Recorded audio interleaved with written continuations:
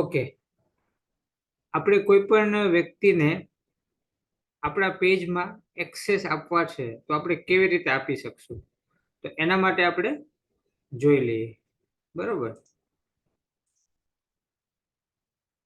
તમે facebook.com કરીને login કરશો. પહેલું સ્ટેપ facebook.com કરીને લોગિન કરશો.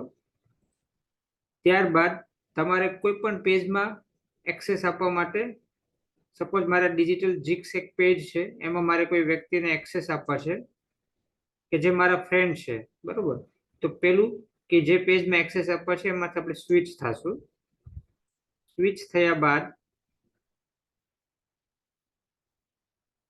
આપણે અહીંયા સ્વિચ થયા બાદ પછી આવી રીતે એનું લુકઆઉટ આવશે. પછી અમે આપણે સેટિંગમાં જશું. સેટિંગમાં પછી આપણે પેજ સેટઅપમાં જવાનું છે.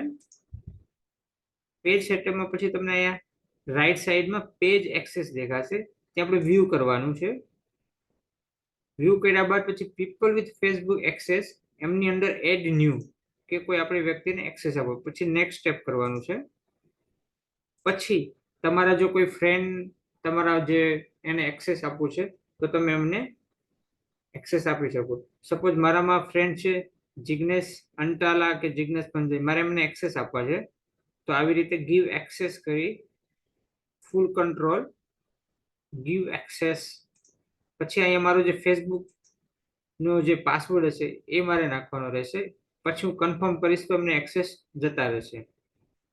આઈ હોપ કે ખ્યાલ આવી ગયો હશે કે આપણે કોઈ પણ વ્યક્તિને ફેસબુક પેજ માટે એક્સેસ આપવા હોય તો કેવી રીતે આપી શકીએ. જેટલું બને એટલો વિડીયો શેર કરશું જેથી કરીને બીજા લોકોને વધારે ઇન્ફોર્મેશન મળશે.